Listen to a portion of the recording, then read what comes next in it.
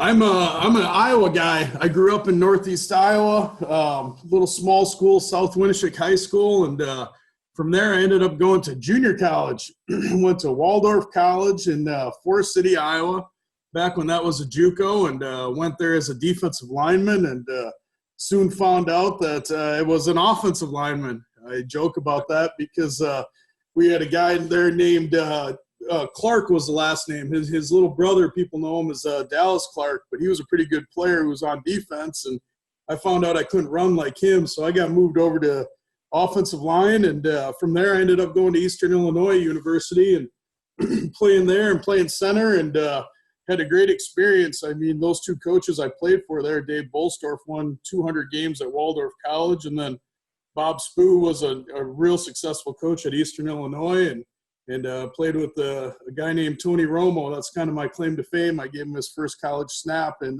at Eastern. So that was my playing career, and got done, and like everybody else, thought I could keep playing, and that didn't happen. And I got back on at Waldorf and started coaching D-line, and then moved over to the offense. And next thing you know, I'm the coordinator. And the crazy thing there was, in our second year, they went from 2 years to 4 years. So we were playing 4-year football my second year there coaching, and we had 10 away games, 1 home game, and trying to figure things out. And we played all over the place. We were running wishbone veer and quick huddle. And I said, golly, this is all right. I like coaching, and ended up getting on as a graduate assistant at St. Cloud State.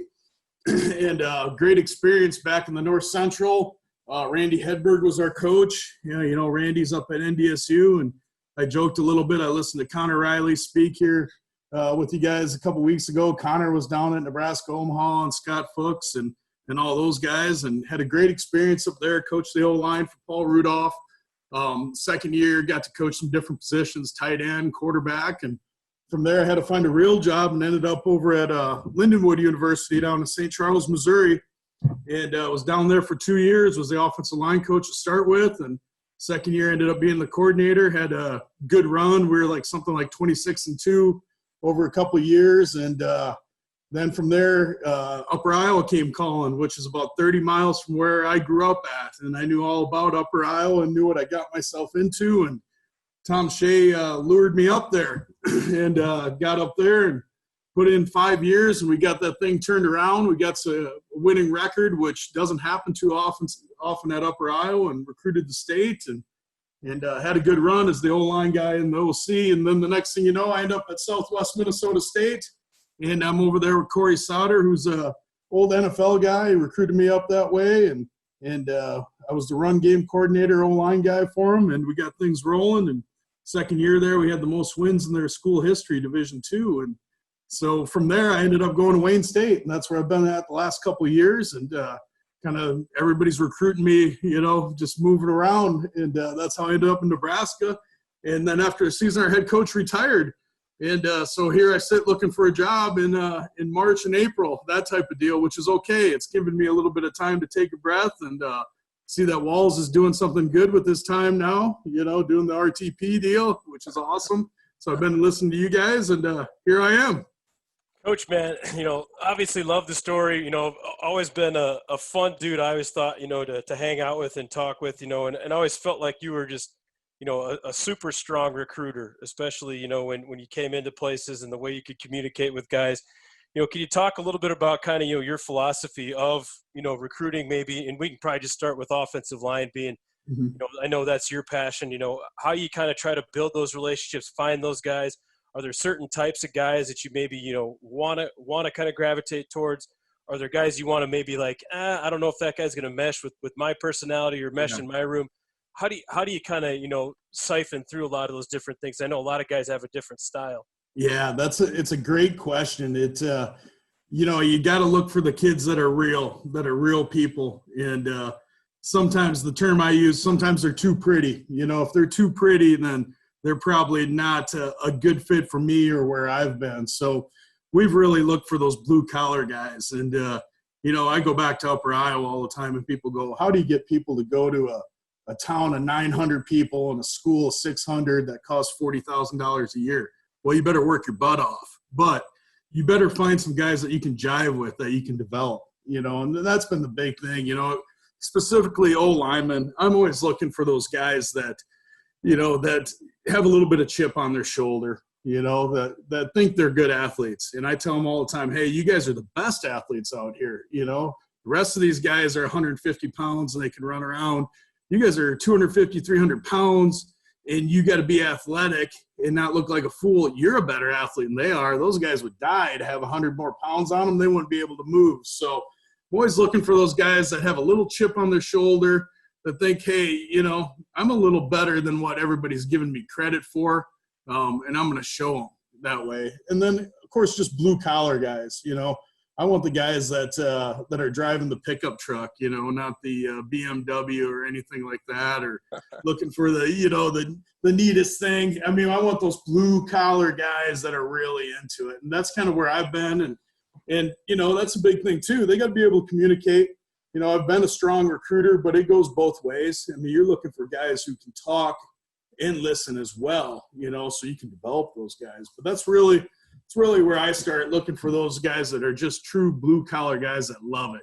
They just love everything about football. Like when you ask them the question, hey, what do you love about football? They have a hard time answering it, not because they don't love it, because they love everything about it. I mean, they love the sport itself, the contact, but they love being around people. They love the meeting rooms. I mean, all that type of stuff. That's what I'm looking for with those guys. I love it. That's something that has actually come up on a lot of the podcasts we've been doing recently, and it's something that Walls talks about, I think, all the time, is just guys that just love football. And that's what he looks for in not only players, obviously, but that's what he's looking for when he's looking to hire a coach or bring on a coach, or finding guys that he wants to be around as coaches, or guys that love football. They just love, like you said, they love it so much it's hard to tell you one thing about it that they love, because they just love all of it. Yeah, there's no doubt. If they have that trait, then you're gonna develop those guys. If you can coach a lick, those guys are gonna help you in some shape or form. I firmly believe that. What I think too, you talk about some of the places. Let's to be honest. You're not working the most glamorous jobs.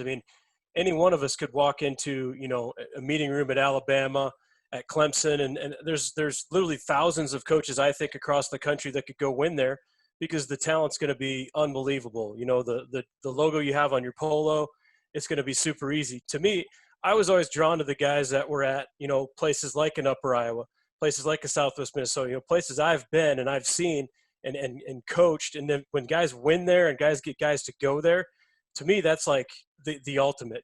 When I was at Tulsa, when they were like, Walls, I want you to find guys, I look for the guys, that TCU was recruiting at the time, or the guys that, Boise State was recruiting at the time, because I'm like, those are the kids that you said, dude, they got the chip on their shoulder. They're maybe an inch too short, there may be a 10th off, but those are the guys in my mind that can, quote, coach. Yeah, there's no doubt. That's the challenge of it. And I've said that to a lot of people, when we were at Lindenwood, we were really good coaches because we won a lot of games. And we brought that same scheme and everything to Upper Iowa. And guess what? It wasn't very good when we didn't have the same players, and what I'm getting at with that story is I'm a heck of a lot better coach after being at places like Upper Iowa and Southwest, because you got to coach guys differently. You got to get guys out there that are bought in.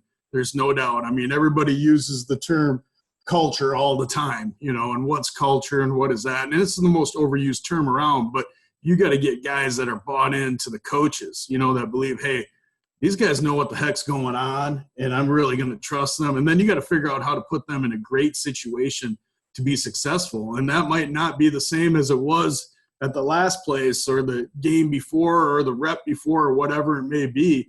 But those guys got to believe in you as a person. And again, like you said, it comes back to recruiting. If you make a connection with that kid and that kid is really bought into you and you like him, hey, let's go. That's a perfect marriage. Let's get rocking with it and get to work. Coach, what I thought was interesting was, as you talk about one of your first jobs and having, 10 away games that first season, and what popped into my mind, I know probably for a coach, not ideal, but when I was in college, we were at Houston, which was cool, but the home field advantage wasn't all that awesome. We loved going to away games because we got to go to, some really, really cool stadiums. So all I could think of was, man, that as a player, that would have been an awesome season. We get to travel and we get to go to some really cool stadiums. Oh yeah, it was a great seller to begin with till they found out we didn't stay overnight anywhere. We played the Air Force Academy's JV and took off at 10 o'clock at night and drove out there, arrived and said, hey, we're going to go to the varsity game. And great varsity game to go to. A guy named Urban Meyer was coaching Utah, and the game went into overtime, and they beat Air Force, and we're all standing there, and we said, okay, so what's next?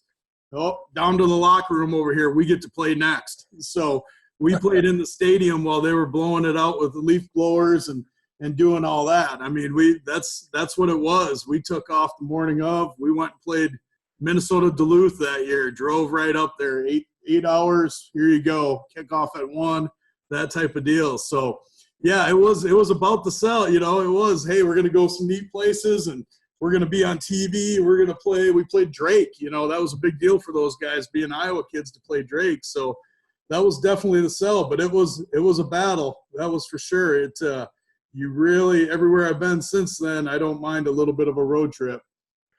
Coach, you're in kind of a unique situation. So, I knew when we'd get you on, I wanted to be able to ask this question, but I know we get a lot of guys who, kind of ask us, one of two questions, thinking, maybe we can help out, or at least, give them some insight or some advice. But, one, they're either, looking for a new job, it could be at the high school level, or two, they're looking to get into college. So, you're kind of in that transition mode right now. I just kind of wanted, to ask you, what's it kind of like? And then, what are some of the things that you're kind of doing? And obviously you don't have to give, specifics, but what are some things that you're kind of doing, to make sure you're kind of be able to get to that spot? Definitely. Well, it's been good. It's been good to take a break because, again, I've been going 100 miles an hour for 18 years. And I give my wife credit for that, where she was, I had opportunities right away to take some jobs. And she said, why don't you just relax a little bit and take a deep breath and see what's going on out there? And that's what I've done. I've done that a little bit. I've stepped back, kind of stepped away from it. The hardest part for me was during recruiting, not being involved in recruiting, because to me as a college coach, that's your game day, right? I mean, that's when you get competitive. That's when you're beating that guy that that's at some other place on a kid and landing them. On Saturdays during the season, the kids are the ones winning ultimately. I mean, we all want to win, but they're the ones winning the games. But so it's been good. It's been a good deal for me to sit back, relax a little bit. I shouldn't say relax, but look at the big picture, because as far as levels and places, and I always joke this, and this, Walls, just this statement, but every college coach wants to be a high school coach, and every high school coach wants to be a college coach. And that is a true statement, right? Because the grass is always greener. And so I've had some chance to look at things, and the big thing I'm looking for is just to be in a good situation with good people, where it's important. We have the resources to get it done and have a chance to raise my family and enjoy what we're doing and being around the right people. And I know that's a general, answer to that, but that's where I'm at with it, so we'll see how that plays out. Right now nothing's going on, which is understandable, and I totally get that, and something will work out, but that's kind of where I'm at with it. But, during that time, football wise, what have I been looking at and what have I been doing? I'm at that point now where I have lots of guys who played for me that are coaching at different levels, and it's been good researching what they've done because, common language wise, yeah, they end up, hey, they got our system. They're using our system that we've used over the last, that I've used, over the last 15 years. So I've been really studying those guys and kind of seeing, hey, what'd you do with this? Where's this at as far as this play or this formation or this tempo? And really digging into that. I've been digging through cut-ups for the last 10 years. It's been the first time really that I've had a chance to go through all my cut-ups and watch stuff. So I'm trying to put those in order and look at them and look at what's good and understand why we got away from something or why we went to something. But really just researching the language more than anything, and the communication within the no huddle's been good. And then, my little pet project's been just unbalanced formations. For me, for years, unbalanced was a thing that I fought, because as an O-line guy and a guy who likes to ID and make sure we block everybody, I couldn't really justify doing it, because then I didn't know where anybody was lining up, and I felt like I was selling the kids short. Well, over the last couple of years, I've gotten into more unbalanced, and I understand the issues that it gives a defense. So I've really been kind of researching that and seeing how I can put that into a system, play calling wise and signal wise and all that, because to me, it's all about being efficient, just your language, because that's, like I said, over the last dozen years, I've been a no huddle guy, and I like the no huddle, but that's kind of where I'm at right now. All right, Coach, that brings me to a great question for me. So I'm in the exact same boat as you. I think I was a little more open to unbalanced because Walls brought me into it when I was a really young coach. But I think the tough part, obviously, is, like you said, you got no idea how they're going to line up to it. And so how have you decided now that you're going to balance that? Because it does give us some great looks, but it could give us great looks for not the play that we're running. Yeah, it's it comes back to Paul Rudolph's a mentor of mine, and he's a guy that, makes things simple. He was our coordinator at St. Cloud, and, and his deal is they can only line up a few ways. And he's exactly right. The good teams can only line up a few ways, but, how about the teams that have no idea what to do? Right. Those are, that's the last thing you want to do is reward those guys, right, for looking bad. And so with all that thought process, to me, what it comes down to is I think it comes down to gap scheme. I think that if you can teach off the gap scheme to begin with, that makes it simpler, because who the heck cares where they're at, right? I mean, power is down, down, back, and around. I mean, that's it. And I think that's where you start with the play, is you start building off your gap scheme, because your gap scheme rules by design should be simple. And so for me, that's where I'm at with it, that we're going, okay, so this last year we ran a lot of counter GY, GH, whatever you want to call it, out of unbalanced. And it was perfect, right? They understood that. Again, they were just gap back, and pull and kick out and wrap around, So that's really how I'm managing it. And I think you build the zone from there. And then it's just a matter of how you teach your zone. And lots of times I think stretch will be the play that plays into it, because your combos aren't as important on a stretch play as they are in inside zone. And for me, it's been funny to listen to these guys fight about the difference between duo and inside zone, huh? I mean, you guys think that's funny stuff right there. I don't know if funny is the right word for us, but yes, it's something for sure. That's been going on. That's been like 10 years right there in the making. And Doug Patterson and Scott Fuchs and Butch Berry will tell you that. We had that conversation I said, hey, it's the same play, except I call freaking duo is just inside zone opposite is what it is. There's some sort of jab in there. And so I've been a real vertical inside zone guy for a long time. And but that conversation was 10 years ago at the Cool Clinic, and Butch Berry, which I think he's at Green Bay now, he's like, no, it's not. He couldn't wrap his brain around it. And I'm like, and the two other college guys are like, yeah, I get it. So you know what I'm getting at, right? And, you see Paul Alexander, and he's like, it's not the same. I'm like, well, I think it is. But, so getting back to your question, like I said, I think if you work with the gap scheme to begin with, then it's not as big a deal with where people are at, because you really have simple rules in the gap scheme if you're going to be successful with that, any sort of gap scheme anyway. How many plays then, when you guys do put in an unbalanced look, you're going to run a gap, you're probably going to have some sort of counter off of it. How many plays do you put in to kind of quote that little package? To me, as far as run plays, I would say there's probably three run plays off of every unbalanced formation, and then one pass play to complement it.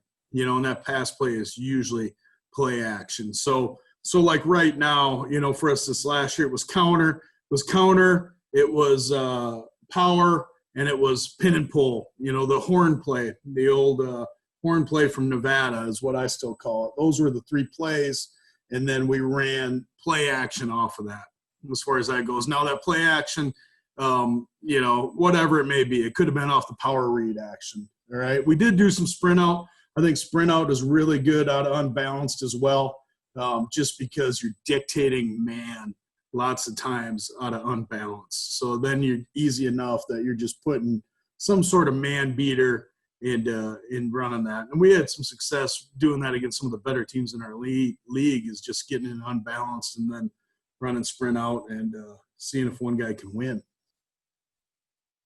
Okay, Coach, so you talked about the GY or GH.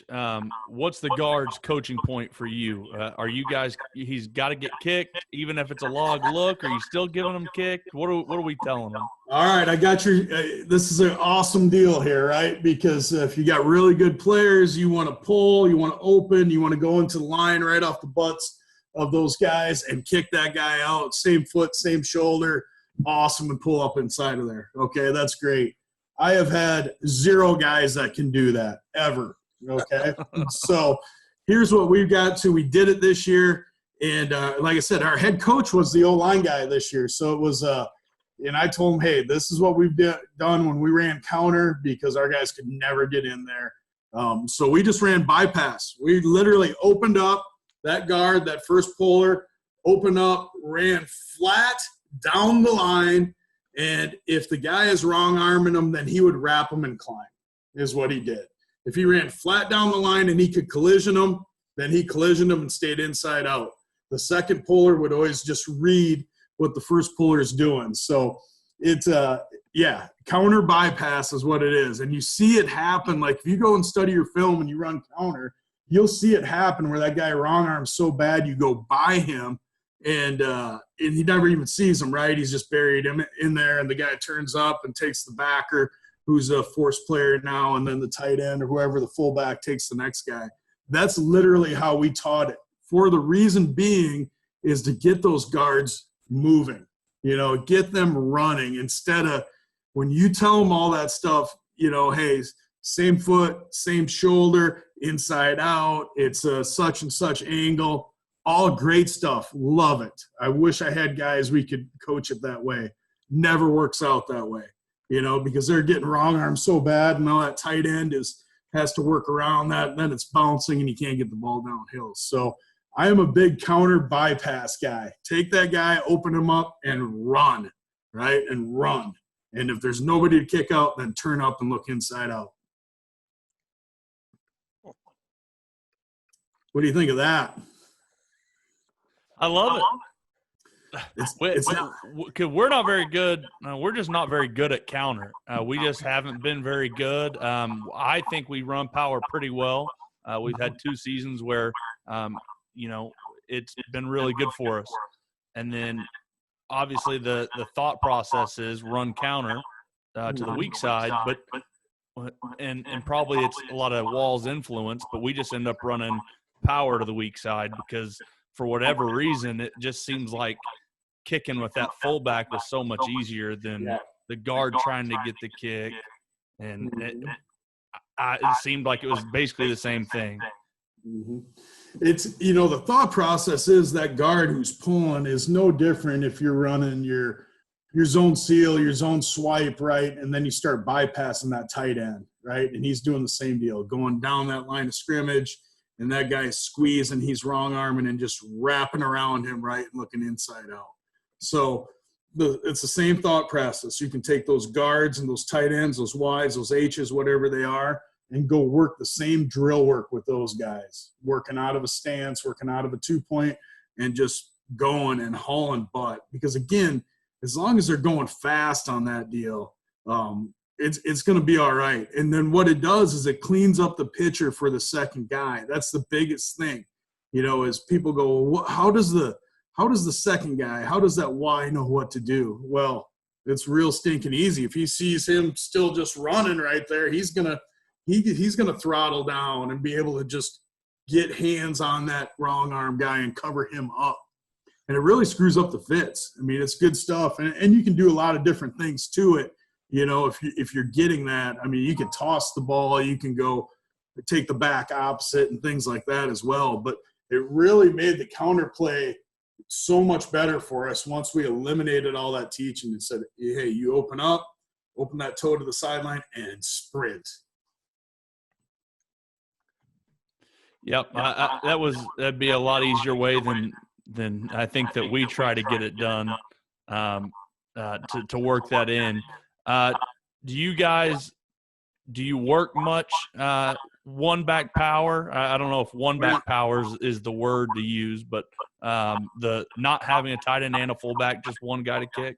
Yeah, for sure. I mean, you're talking as far as like 10 personnel pulling the guard, like a long trap, or are you talking true one back power? Like, no, yeah, I'm thinking 11 or 20 personnel, whatever you want to call it. Yeah, definitely. And yeah, for sure. I mean, that's when we were at Southwest, 11 personnel, one back power was our top play. That's what we ran all the time. And we ran it with it was an A gap insert as far as where the back was going. The back had just two choices. He was backside A or frontside A, and he read the backside linebacker is what he did.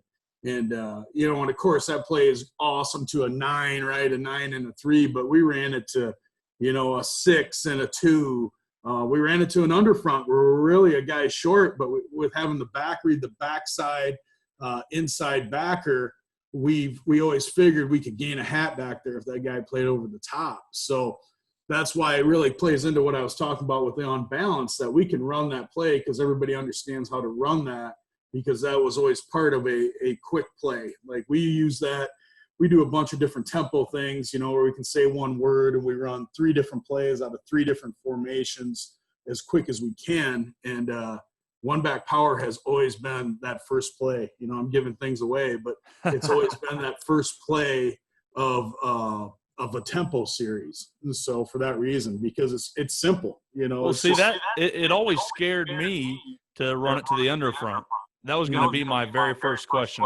How do you guys do an underfront? Because I've kicked around that idea. We've tried and we've turned it into dart and pulled the tackle and now doubled, but then that's a whole other ball game. And now you also got to take care of the backside end. And it's just, to me, that was has been the only thing that, causes me nightmares on one back power, was the under front. Like you said, if tailback's reading the backside linebacker, but I didn't know if you guys had a throw or off of it, or if you had some kind of a check. We've always had throws off of it. Here's the deal. It's, the front side of one back power looks the same for those guys on the front side as it does Okie or under. They don't know the difference, right? I mean, they got a 5 and a 9 and they got a lock on those guys, and then everybody else is working, if it's Okie, you're working the 0 back to the backside inside backer, and then hinging with the backside tackle, and there you go and you play. And really off of that, you should be throwing off that Sam backer in the alley away from that. Well, those guys don't understand the difference on it on the front side because it's still the same. Now going to under, we just know now the center's got to go back to the 3. We got the hinge there, so those guys got to take care of the 3 and the 5. The guard's down on the 1 technique, trying to blast him. And then, like I said, how we've had throws off of it. I mean, and it's been good. The throws are there, but honestly, it's been such a statement play and such a quick play that as long as that back read that backside backer, and we told him, hey, if that backer plays over the top, it goes in the backside A. There's no reading, nothing. Don't look at the guard. I mean, you're looking at that backer. If it's in the back, if he's over the top, you're back in there. You pour it in there. We're going to go to the next play. We'll take the 3 yards. If he stays where he's at, then we're going straight ahead. And same deal. You're going to get your 3 yards off that and go to the next one. And again, like I said, that's always been a part of, ideally if we're looking to play, I'm not calling one back power against under. But that's why it's been so good as part of a series, because that play, everybody rallies to the ball on the defense, right? And it's going right down the A gap. Well, then the next play, we usually come back and we throw a lot of our hitch boot stuff off of that. So you're going to punish that corner and punish that safety and punish that defense for rallying to the freaking party, right? And so, but that's how we've taught it. Coach, I love it, man.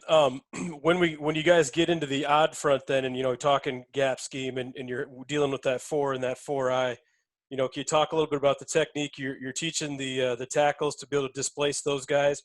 Or again, is that something where you guys might arc out onto the overhang and then try to kick that 4-eye out? You guys kind of do both, or how do you teach that technique?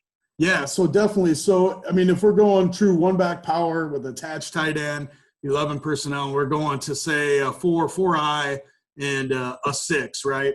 We're always going to just teach those guys, like, we are truly teaching that tackle. If it's the right tackle and the right tight end right there, we are truly teaching those guys to just get inside and turn them out is what's going on with that. So because you're going to get all those twists over there, right? We call them X stunts, right? They're Xing and doing whatever. So we're literally teaching those guys, if they're on the right side, they are really stepping to go to the inside number, right? To get to the inside number and they will turn their butts in the hole if they get there with it. If they step to it and the guy comes out, right? If he's moving away from you, then you know it's a twist. So play the twist. That's how the tackle will learn it. So the tackle's right there. Say he's got a 4. He's stepping with his left foot with a width step, second step to the crotch, right? And there you go. And we're driving if he's staying right on me. If that guy moves out, he is literally turning out and looking for the looper coming around on that, because the tight end's going to take the same type of footwork as far as that goes. Right. So they're really playing the twist and really just walling those guys out because everything's pouring inside there. They know it's not coming outside. And to me, that's why I bring up the whole duo comment and with inside zone. If we run open side, inside zone to the tackle and he's got a 5 technique and say we're running to the shade, why does that 5 technique need to reach? Why does that tackle need to reach that 5 technique? Why not pass set them? Be inside out and just stay inside out and keep the C gap wide, right? And it's the same idea there. Just keep them out of the B gap, however it may work. So dig them out and get inside out. Is that something then you guys will work? I mean, knowing obviously you're going to work the individual technique. Is that a lot of stuff then you'll work, hey, we're facing an odd front this team and they do a lot of the X twist. Is that something you guys will do in tandem then with kind of the tight ends coach? Yeah, for sure. And then, I mean, really, if it's something that we think they're really, really good at that way, we'll have them make a call over there where they'll work the backside zone combo, but they're really on the front side, right? You follow me? They're going to work a tackle with the tight end trailing combo to the freaking wide guy, so that's what they're working. So that combo, we're going to get that work. That combo is going to happen on the backside of zone to the open side, right? And it's going to happen to the front side of one back power as well, because we'll give them the tools to use that. Say it's something where, like you're saying, they got a true 4-eye, right? And that tackle's got to dig them out. Well, you got to bring the tight end with you just in case you get movement, right? So all we know now is we're just comboing that 4-eye to that stand-up guy over the tight end, so we can get double work off that deal. Does that make sense? Absolutely.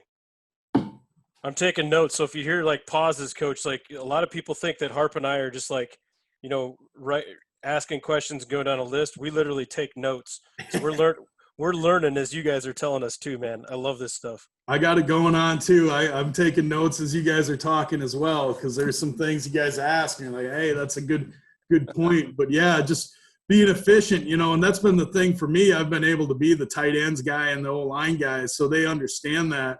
And again, it goes back to that conversation about unbalance. To me, it's like, well, what are you doing, Frana? Let's go. Let's run some unbalance, because those stinking tight ends know what's going on. And that's kind of what happened. My first season at Wayne State here, our wide receiver guy was our tight end at Upper Iowa. And so, boy, he caught 185 balls in his 4 years at Upper Iowa. So he had some thoughts, but, man, he knew more than what I thought. So like I said, this time's been good that, hey, how we did some things before is probably the way to do it, and we need to get back to that, because at Upper Iowa, those old linemen and tight ends, they were with us all the time. It didn't matter. They were always met as a group. We never let those guys meet with skill guys, because, they're going to catch the ball if it's thrown to them. Otherwise, we're not going to throw it to them. So they better learn how to block so they can be out there. I'm completely with you there. That's where our tight ends are most of the time in practice. They come with the offensive line, and I think what's nice to have them there is all the different double teams that we may work with power. If we're doubling a head up 4 on true, two-back power, they'll have that double team. They have the same backside, inside zone double teams if they were going against odd or a 5. And so I love having them over there. I just always worry about keeping them over there too much, or if I need to work something with just the interior guys, how do I find a way? And a lot of times it just ends up becoming you've got a 6 technique and dig them out, but then I can't do it with them. And you always, and then I'm like, okay, well, can we put them with our tackles, and our tackles are digging out a 4 and put them with the tight ends as well, and trying to find ways that we're not wasting their time with them, doing something they're not going to do. Yeah, definitely. And then that's a challenge. And you just got to make sure when you're going down that line with them, that you're working those guys every single time, that they're doing something. Because that time you put them over there where they're just standing, and saying, hey, I'm just working with interior guys, that's when they're going to go, hey, this isn't that cool. But, and that's how I've been, that's what you're talking about, teaching progression-wise and combinations. We might start with the group and have the tight end on the front side to the right side. We're going to work front side. We're going right? So everything's right. So a front side combo with those tight ends. So you might be able to say exactly what I just said there. Hey, now this play is this is one back power to the front side right here. What are you guys going to call here? Well, it's actually a backside call, but we're going to use this now with this 4-eye and the stand-up 9, and we're going to combo the 4-eye to the stand-up guy. So that's – and we just work down that line that way, so they're always involved that way.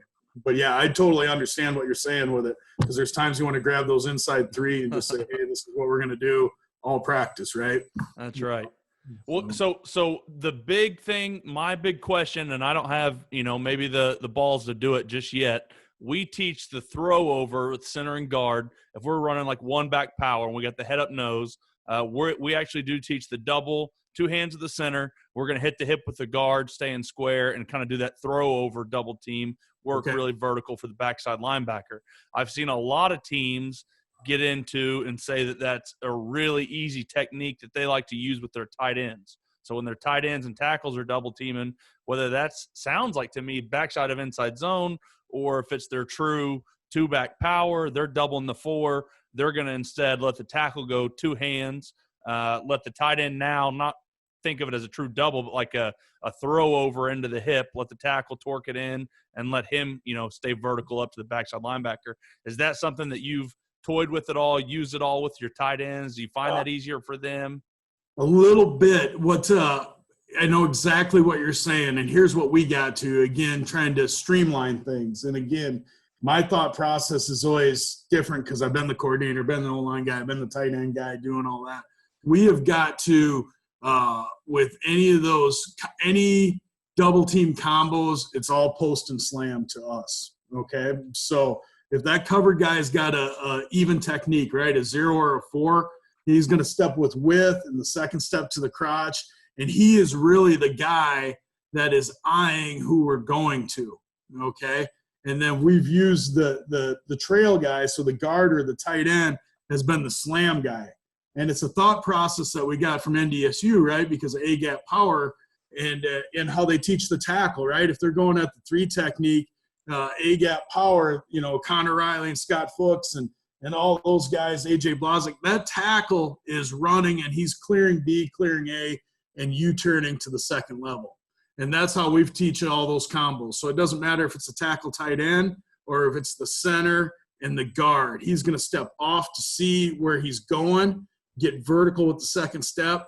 That trail guy, we have taken his face and his hands right to the hip, trying to displace that guy and wash and then be able to U-turn to the second level and go see it from there. So he'll react to that movement because we're saying kind of the same thing, but really enabling those guys to displace that guy horizontally. And my saying always is, hey, Vern's zone is vertical and freaking power is horizontal. Okay. Zone is vertical, power is horizontal. And that's the difference, So that's when you get working the combo then on a zone and that trail guy looks at it, that first cover guy is going to work it the same way. He's going to step the same way. But now what's going to happen is that trail guy is really reading that near knee. And if that knee goes away, now he's going to get vertical instead of being flat and trying to displace that guy laterally. Does that make sense? Yes. Yep. I got you. That's kind of where, that's a lot of what I've thought of in the past, but I'm always trying to obviously try to get the zone and gap scheme to be the same area double team. You know what I mean? Like I'd like for them both to be vertical or both to be horizontal. I just don't know that that's, if it does that work, for me or not. Because in the past, recently we've been tried to be vertical with all of our double teams. Yeah. Gap zone, whatever. We're going to stay very, very vertical. But on a lot of our power stuff, like you kind of talk about, you go back and actually watch the film. When we do hit the play really big, it ends up the guy slants from a 3 inside, and now it's a huge. We end up getting horizontal movement is where we're getting all of the big plays that we hit. Yeah, I mean it really is like every one of those plays that I said. Like I said, the big zone plays are vertical, and and then the big freaking power plays are horizontal. I'm talking about movement up front with what they're doing. I'm not talking about the back end. And so that's why for us, we were able to really marry those up and go, well, hey, what's the difference on a zone combo, coach? That trail guy, he's freaking on a power combo, right? He's just freaking nailing that. Now he's got to look and make a decision, right? He's got to go, hey, all right, that guy's not hanging. I can't overtake him. I'm going to get back vertical. And it marries up because then you start thinking about that with stretch, because to me, stretch is the hardest thing to teach, but everybody teaches it somewhat on steps, right? Hey, I'm taking 3 steps. You got to make a decision. Well, it's the same idea on inside zone then too, that, hey, I'm going down to that guy, right? And he is going away. Well, now I can do it on 2 steps, hopefully, but you better do it on 3 if he's not going to you or hanging. And so, but the power, it just, to me, it made our power play better once we sat down with those guys for about 3 days. And I mean, they tell that tackle every single time, clear B, clear A, U-turn. I mean, and that's what you're doing. Just boom, just run off there, just freaking rail that guy, hit him as hard as you can. He doesn't see it coming. Like, take some of you're enabling them is what I'm saying. You're not freezing them so much of them thinking like, hey, we're going to try to get this thing vertical. Because there's guys, we started when I got here, our O-line coach taught them, vertical double team on the power play. Well, you know what? There's a lot of times that vertical double team, we can't move that 3 technique. And we're sitting there going, oh, and nobody gets off on the backer and everything's straight ahead and the backer can hit it. Well, at least if we move that first level, hey, we got a chance because that backer's still at 4 yards. And that's my thought process. And everybody always say that, right? We're all O-line guys, and you're all going to say, hey, take care of that first level first and then go to the second level. But, you got to make sure you check yourself and see if that's actually happening. So by working those combos that way, that's happening. We're taking care of that first level. Coach, that, it leads me into the question I was going to ask you too then. I mean, and I don't know how much, if you guys run some 10 personnel inside zone, but knowing you guys, you want to be a vertical team and you're going, say, against, the odd front or the tight front. Mm-hmm. So obviously, tackles are covered. We got a zero nose and, whatever they're going to do with their linebackers. Mm-hmm. Are you doing stuff where you're still trying to combo that, or is it pretty much going to turn into almost like single blocks with the guys that are covered, and then your 2 uncovered guys, would be climbing to those guys and kind of creating that vertical void, knowing that you're kind of, if you angle it, you're kind of having to move it sideways, and then all those linebackers fall back, and that's where they spill and put the ball anyway. Yeah. Are you doing some things where it's like, trying to create kind of some of those vertical voids in it, not letting them gap you out? Oh yeah, definitely. I mean, if we're getting a 5-man box that way, like a true Okie, yeah, we're more vertical. Like I just watched our 15 film, and I'll send it to you guys at Southwest, and you're going, what is that? But we get a 5-man box. Our guys would call it out and say, boom, you 5 got those 5. Now that play side guard might check that near knee real quick, but he's making a decision, right? And he's getting up on him. And we're just running off that nose. We're running right off the nose with the backs pushing that backside hip of the center and just going and just pouring it in there. So, yeah, definitely. That's why, to me, I've always been a guy where I've ID'd somebody, right? We're IDing where we're going, so we have an idea. And our guys got really good at going, hey, if we can ID it's a 5-man box, we know it's getting handed off. And really, that's how – when we were at Lindenwood, we were all 10 personnel. We were all 10 personnel. We had 2 plays. We had zone and we had counter, all right? And we ran zone. If it was a 5-man box, our center called it. It was all silent count. Boom, he just said mambo, mambo, and it's getting handed off. And if we had an overhang to the front side, it became stretch, and we read the backside in, and we threw whatever off of it. That's what we did. And it's still the same idea. We're not doing the silent count anymore, but it's the same idea. Those guys can figure out, hey, there's 5. We're going to block those 5. Here we go. Let's play. Because, again, that's something that you can put on those guys and go, hey, you guys can't block those 5, man. I mean, there's got to be somebody who wants to play out there, right? And so. All right, Coach. That brings me to me the lineman's worst nightmare, but what everyone's got to do. How'd you guys execute your silent count? Our silent count, that's good stuff. We executed it really. I mean, this is exactly how we do our silent count. Our quarterback would get up there. He would give them the ready and point down, and our center literally. And this is, like I said, we used a ton of silent. We did all silent at Lindenwood for 2 years, and I did it for 2 years at Upper Iowa. And then he looked through his legs, and the center popped his head up, and he freaking checked the box. He called out the numbers, made a call, and on his go. And that's exactly what it was. So the quarterback would be ready, and we'd either hear it. He'd also point, so you can look through his legs. If it's a point where he couldn't hear, he'd look up. He'd go, hey, 4-1, 4-1, mambo, mambo, go. And we use go because the point is just getting that G is a little bit more than the hut, as far as that goes. So we use go with that. And I loved it. I mean, it was good. It was really good. I mean, we used it with motion. The quarterback's got to figure out his motion and figure out the rhythm a little bit more with the motion. It's harder to do jet and things like that. It totally is. We've gotten to, it's funny because everybody's using the clap now a little bit. We actually use the clap when we don't have a play called, and we use it to shift in motion because people jump like no other with the clap because they freaking watch football, right? They watch football, and those guys see that, and they want to they'll give it away right away. If we're going to shift a bunch of guys, we will always clap, and those guys will, I mean, you're going to know where it's coming from, So instead of using a word to tell them to move, we clap, or if we have a, no play, we'll clap on that. I mean, we average like 3 offsides a game this year, 3 offsides where we snapped it and threw it a game just using the clap. So just a little reverse thought process on that. So how did you guys work it? That's where I come into our biggest issue. We use some type of a silent count in the gun. But I want to be able to be with our guys. I want them to get time, just like a defensive lineman. I feel bad for the tackles. Just like a defensive lineman, we need to be, to me, working ball, get off, or something. But I'd like to go verbal while we're practicing, so I feel like we're getting more reps. How'd you guys work that? Did you tell those guys, listen for the go? Did you tell them peek with their eye? How did that work? How'd you get that done in practice?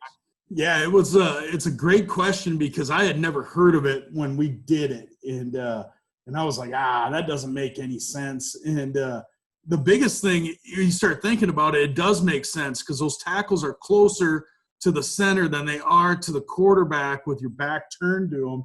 And the freaking, right, the speed of sound is closer. So we didn't have to peek. All right. I mean, there's times you'd have to peek, but we didn't really have to. We tell them, hey, if you really can't hear, you got to peek. But honestly, they were really listening for it. It became what it became was rhythmic. By the time they said the box, 4-2, 4-2, mambo, go. I mean, they were really anticipating it and almost rolling into it is what I'm getting at. So it's no different than ready, set, hut, and using those three words than when we were identifying the box, right? And then making a call and going from there. It's really 4 words. So no, we really went off the center and just the center doing it. And it was actually really good in practice. Like you said, we're doing those combo drills. Well, then the center's got to be involved the whole time. That guy's he's calling it every single time, so he's involved in that, which is perfect because that's the most important player on the field anyway, is the center. He's the only guy who touches the ball every single play on offense. And everybody will say it's the quarterback, but that's not true. What if I snap it to the freaking fullback, right? What if we're in Wildcat, that type of deal. So put a lot of onus on those guys, and I've had really good centers. I've had 3 Remington Award winners. And I don't know if it's because I'm a good coach or because they have to do a lot of stuff. They're an extension of myself. So, no, they listened in. Those tackles did, and they were all right with it.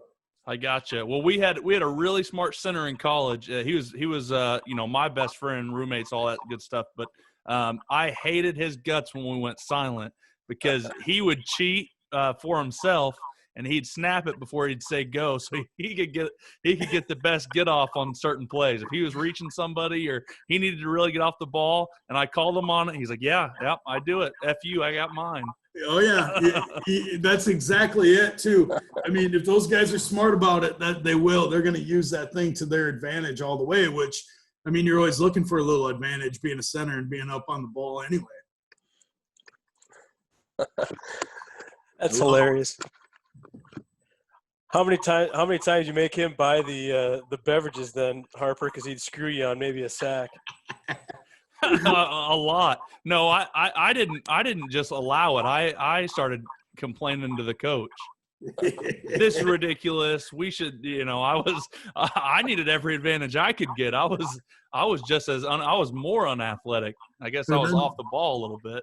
Yeah, then get down there and go snap. That's how you always fix that deal, right? You go down there and say, hey, tackles. You go down there and snap then. I mean, it was – and there is some validity to that too. That's how you find guys. And we were just the Hog football chat the other night, they were talking about your backup center and who that is. And in my coaching point over the years of being a coach is your backup center better be on the field, all right? So if your starting center goes down, it better be a dude – that's been taking some reps, because that cat who comes in next that's been sitting on the bench, that snap is not going to be good at some point, because that guy has not gotten any reps of freaking playing against who he's playing against, So that's always a good point. That's how you find people that way too. If they think the center's job's easy, you go, hey, you go give it a try, and you'll find out real quick if they can do it or not. Well, see, I was that guy. I was exactly what you talk about. I was the guard next to the center that if helmet ever came off, I was the one that go to snap. But I never told my coach because I knew he'd freak out. But I always had my gloves taped on my hands. So they'd be drenched by second series, and I was just going to hope and pray that it made it back there. Oh, yeah. So last kind of thing on centers, how is there a way that you teach them to snap? Yes. Again, all the good ones I've ever been, and not a ton, but it's almost been like they say, yeah, go snap 10,000 times and you end up snapping it pretty well. But I don't know that I've ever been around a coach that is, ever look at centers, kind of first, or be really specific with centers of all the coaches I've been around. No, I got a whole routine with these guys. All right. First things first is you have to teach them to how to throw a football, all right? And because big guys never learn how to throw a football, right? They throw like a girl. They got the back end open, right? That point is out over there, sticking way out. You take everything you learn from any quarterback coach and talking to them and how to hold the laces, and you teach them that. And most of these guys at the level I've been at, they got to put the ring finger in that second slot, right? On there, and have that index finger up there towards the point of the ball, right, so they can be behind it. And I'll take those guys and I'll literally take them five yards apart, be square, and work on throwing spirals to each other, right? And really work on, just taking it, holding it correctly, and following through and taking that index finger and pointing it at their target, and really teaching those guys to throw before we put anything between our legs whatsoever. Okay, so you really start out that way, which is a beautiful thing for big guys because they have no idea how to throw a football. So you're really working with like a second grader, right, at a quarterback camp. You're teaching them how to throw a football. Yeah. So you really are working that. So we'll do that. They'll learn how to throw. They think that's pretty sweet. And then the next thing we'll do is we'll get them and we'll make sure that their feet are square on a line before they even snap the ball. And this is a thing I'll tell O-line guys too, because strength guys never notice this. But if you got a left tackle, I guarantee that left tackle, when he's squatting, his left foot is always behind his right foot. He's always in a snag, right? Always. I mean, you go watch your guys. Oh, yeah. I guarantee it's happening. And then what do they say when they got to go to the right side of the line? Like, oh, it just doesn't feel right. I don't know. Well, yeah, because your hips are tight one way, buddy. I mean, come on now. So I'll get those guys square, their toes square on the line.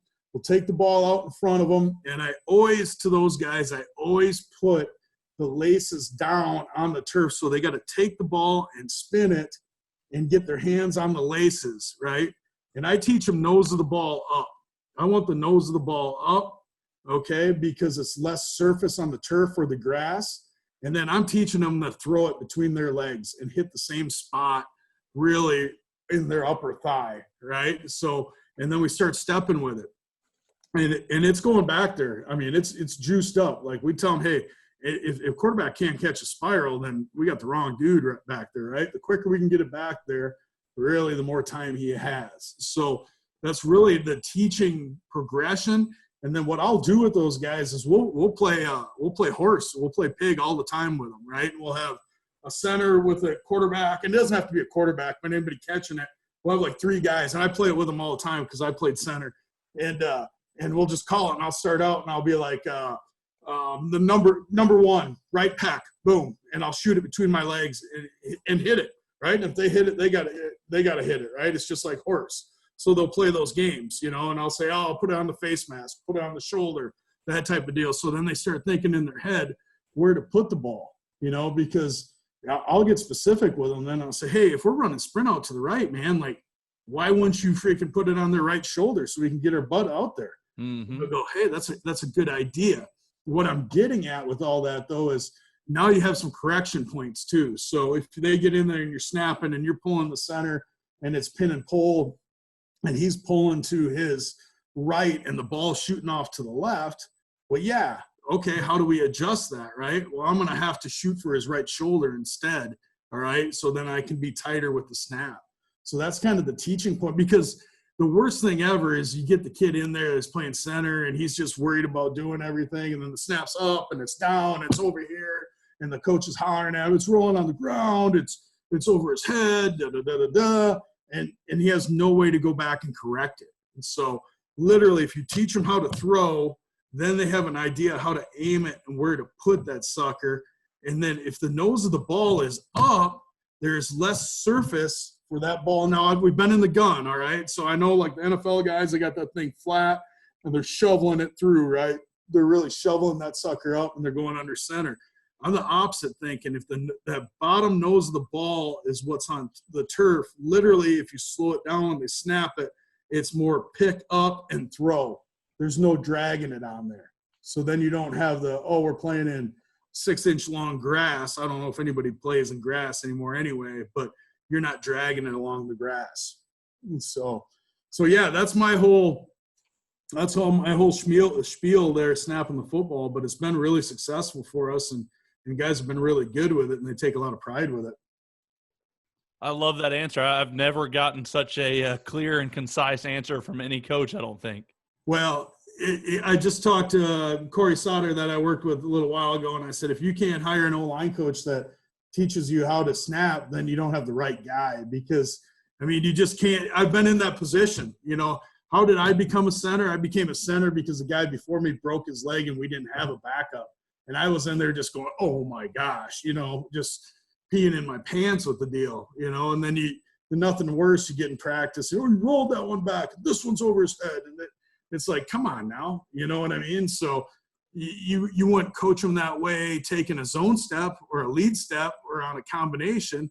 So you better coach them that same way, snapping the football as well, till it becomes boom firsthand. Because the worst answer from an O-line guy is, well, I don't teach them to snap. They just figure it out, you know. And that's in the dead ball snap is Walls. You might be able to, you know, you're pretty much an Iowa guy now, but that kind of came from Iowa. You know, the dead ball snap is what everybody says. That's everybody's solution to it, which I don't think there's anything wrong with it. But I've seen the ball come back so slow in some games where the wind's blowing 40 miles an hour, where that snap is just going sideways, you know, and that's not any good either, playing quarterback when that happens. I'm not a fan of it either.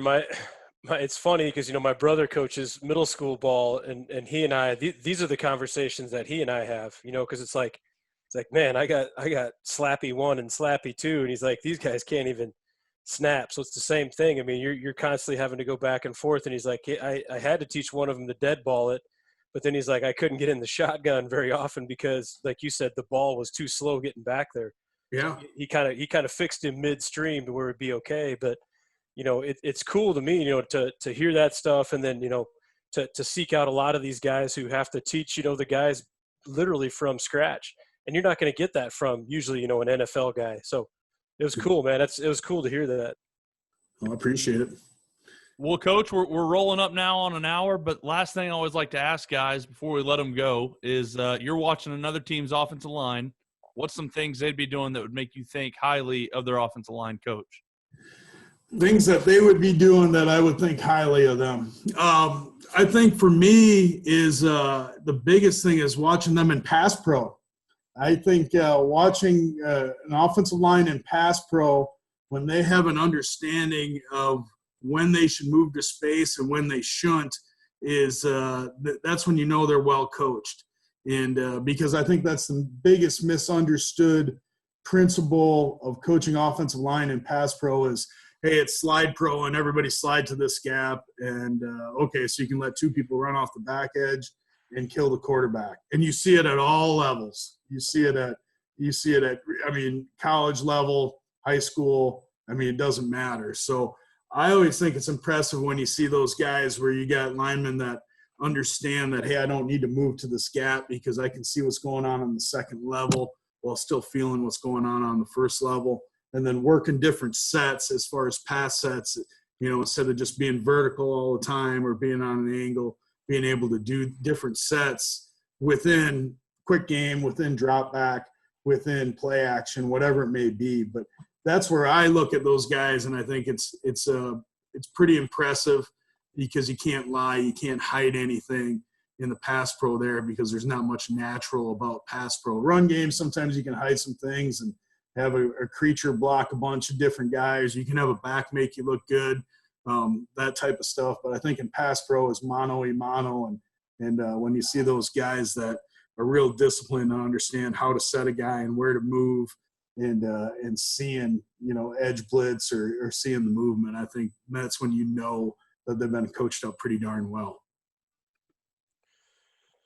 Coach, man, it's been an absolute blast. Appreciate, you know, spending an hour with us, and, you know, it's been good catching up, and I'll be anxious to hear where you end up, and I know you do a hell of a job when you get there, brother. I appreciate you, man. It's good to have you back in Iowa with Nelly over there. That's good stuff. We're having a blast. I think it's driving him nuts. I mean, he's such a social guy that he's got to find stuff to do, and you know, he's even like figuring out Zoom stuff now, and, you know, messing with it, and gives him a chance to drop a few F-bombs and swear, and I think kind of get it out of his system. But, you know, gets to see people because, I mean, that's just the way he is. You know, he wants to see dudes and talks to dudes and talk to the kids. So I know he's been struggling pretty good with it. But oh yeah, and there's only so many miles he can go on that motorcycle this time of year, you know. So. Hey Hart, before I forget, do you know a guy named D.D. Dorsey? I don't personally know him, but everyone in Broken Arrow knew him. At least that was my age. He was what, the only at the time there had only been 3 NFL guys from Broken Arrow, and he was one of them. Yeah, he was. He just got done right before I got to Lindenwood, but yeah, he was something else. He was special, boy. I mean, that's why it was an interesting move for me when I went down there because they didn't have to block very many guys. No, not at all. Not for and he won. I think he won a Super Bowl. Yeah, yeah. I mean, he blocked a punt and he blocked a couple punts. Like that was the deal in the NFL. Like he was a special cat. I mean, I went down there when I interviewed and got the job, and then like the next day said, "Hey, watch the film," and I'm like, if we got a dude like that, why'd you hire me? But they didn't. But he was, they switched him. He wasn't even playing running back. They just switched him to running back like in the middle of a game one year, and he just went off. And the next thing you know, he's in the NFL. He's Lindenwood to the NFL. So yeah, that's why I had to make sure I asked you about that. Because one of Broken Arrow's finest. He was one of the few to make it out. Oh yeah, good stuff. Small world, man. Oh yeah, gets smaller every day, brother. Well, we appreciate keep me it, posted, Coach. man. Yeah, definitely will. I appreciate you guys having me, and like I said, if you need something, holler at me. All right.